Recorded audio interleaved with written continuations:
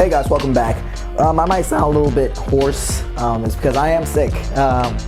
Currently, I'm kind of getting over it, but honestly, I sound way better than I did yesterday. Yesterday, I tried to film this, and for the life of me, multiple takes, could not get it out.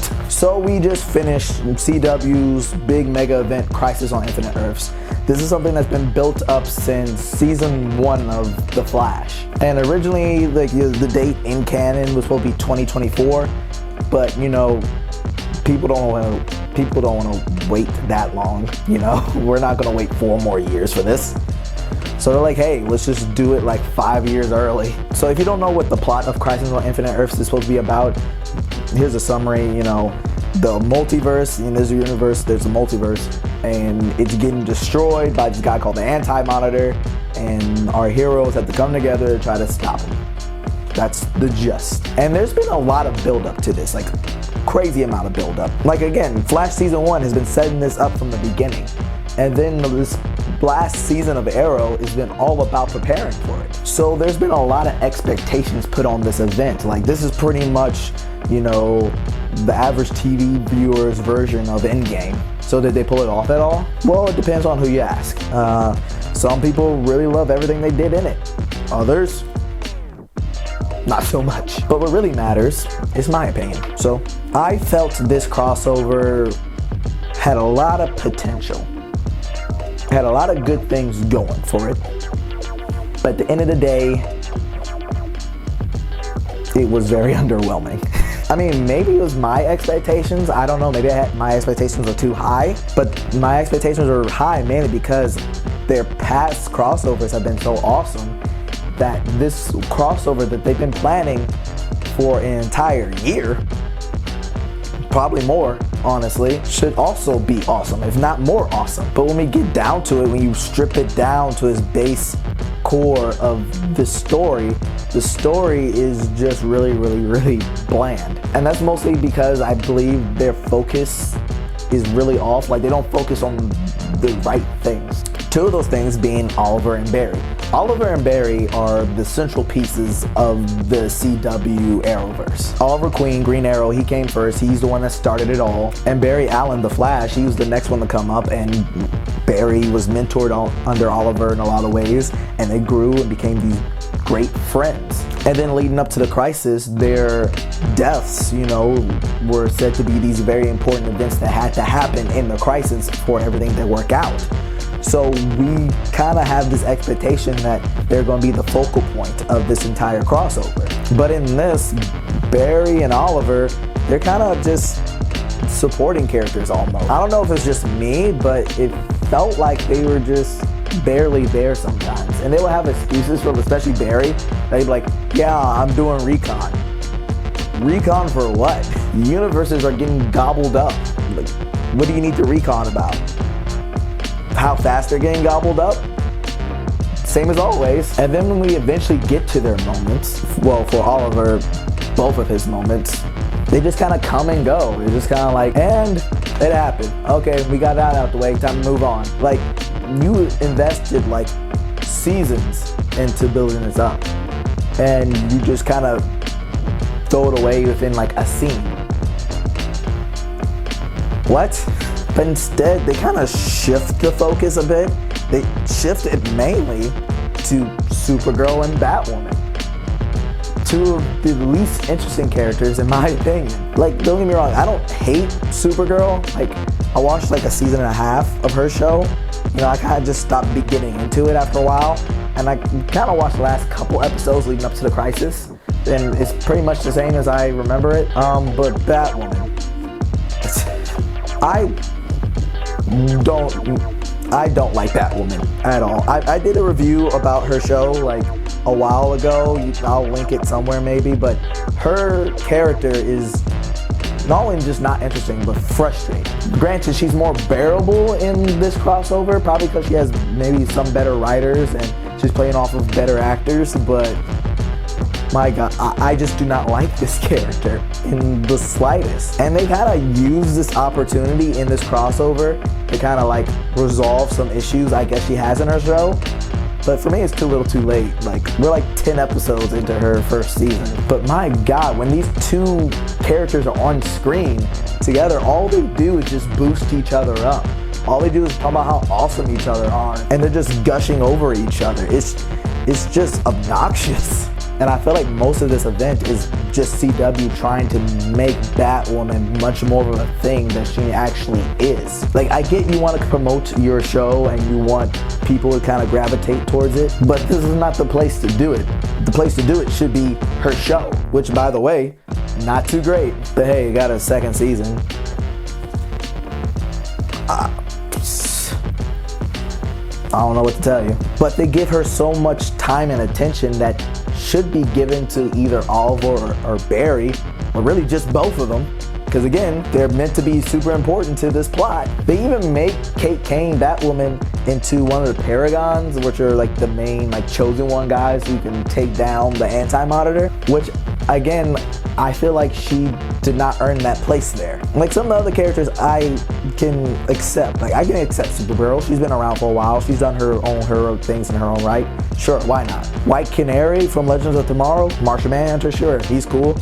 Barry Allen, definitely. But Kate Kane, especially Kate Kane instead of Oliver Queen, again, the guy who started it all, you would think that he would be one of these Paragons. But no, they give that position to Kate Kane. And again, it just feels like they're doing it to try to boost her up so the audience would just accept her. Man, heck, I would have took Black Lightning instead of her as a Paragon, because again, Jefferson Pierce has a whole arc. He's in like season 3 right now. We've known him for a while. He's done heroic things. When we first met him, he's already done his heroic things, really. So he's an established hero. He's earned our respect. Kate Kane, not really. And it feels so forced. Again, it's like they're trying to do everything that Barry and Oliver did in years in a few episodes, and it doesn't work for me. And then there's the fights. The fights are underwhelming, which sucks because it's a superhero show. The thing you need to get most right is the action, but the action just looks goofy half the time. And it's mainly because the villains they give them are like these ghost demon things, and they just fly around everywhere. In Crisis on Earth X, you know, those are all real people in costume, stunt people, you know, that they're fighting. So you feel the weight, you can see them blocking and hitting them and showing off their powers. But in this, you know, you have these CGI ghosts just flying around. It just makes your actors look like they're just flinging their arms in the air like wacky Toonmen. It also reminds me of Birdemic Shock and Terror.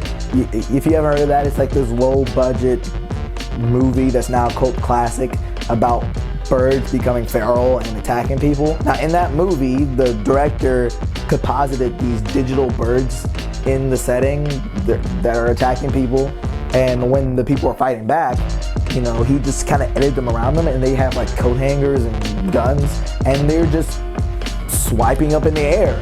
Granted, this has a higher budget, but it still looks just as goofy, and it really doesn't give your actors anything to really show off on. And it makes the threat look super, super, super weak. Like seriously, like all it takes is just for Kate Kane to do a roundhouse kick on these demon ghosts and they just go poof. You have these average people using their bare fists and it works. It just makes the threat way more diminished.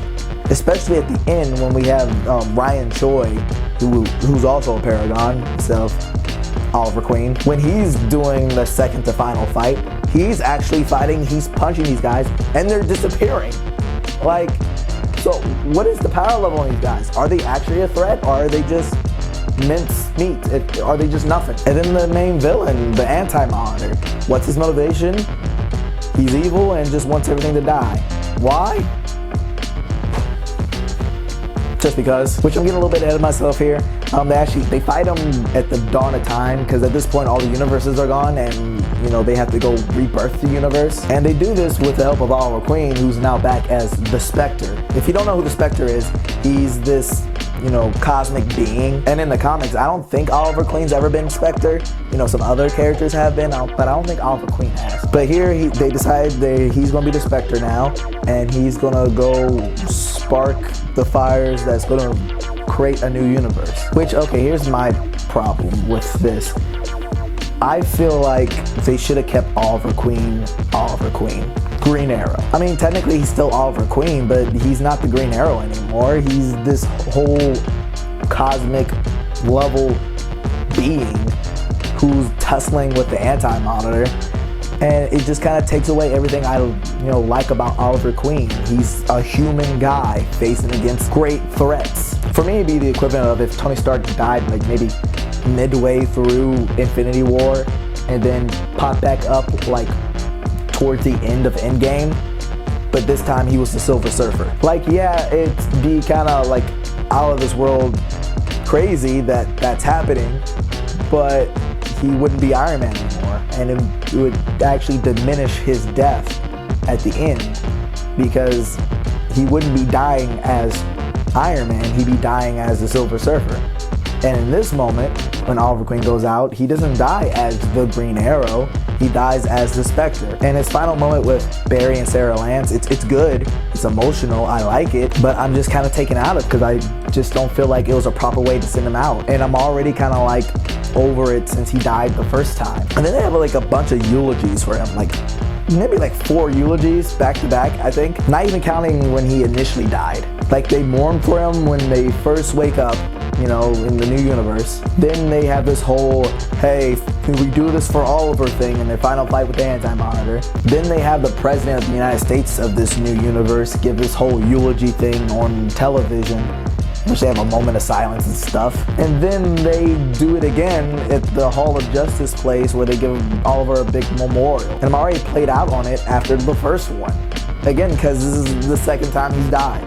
So I honestly don't even believe he's dead, honestly. But what about the things I like? What things did I like? Well, I liked Kingdom Come Superman, Brandon Routh reprising his role. I think that was awesome. I like Tom Welling coming back. That was an awesome moment. Him jacked like the brawny paper towel man. I like some of their links to other shows in the multiverse, especially the new multiverse. And I liked Ezra Miller showing up. That was really shocking to me. Like they have never really intermingled the TV and movie sides of things because, those actors get paid like their entire budget of a season. So the fact they got them there was amazing. I love that they did that. But are you seeing a pattern here? The most amazing things from this whole event was not the actual story of the event or the things that happened with the characters directly involved in the event. It was just all the cameos or references, which kind of tells me the script was more written as a way of just giving you a bunch of nostalgia feels, than actually having a compelling story. Like I feel like they spent more time wrapping up the stories of these other characters from these other shows than they actually did spending time wrapping up stories and stuff with the characters that we currently have. Which I like that they did that with other shows, but we need to focus on these characters too, because these are the guys that we're currently following. I mean, this should have been called Cameos, the 5-night event. So I do like that, all the main universes that we've been following so far are now on one Earth. Though I hope they address the fact that some things from those shows have to change. Not just the fact that they're on one Earth, but their plot details. Like, is POTUS and the rest of the government still corrupt racist in Black Lightning? Because that's what it's been kind of been showing as in his universe. Are there still ancient alien beings that have been running the show on Earth? On Supergirl still? Is that still a thing? I'm just saying a lot of these issues that happened in the past should have either not happened or should have been resolved way more easier in this new version of the universe, But overall, guys, that's my thoughts. A lot of potential, kind of squandered. I just hope that whatever next crossover they do, that it's better than this. But thanks for watching, guys. Please subscribe if you want to see more content or if you just want to pity me. Until next time, take care.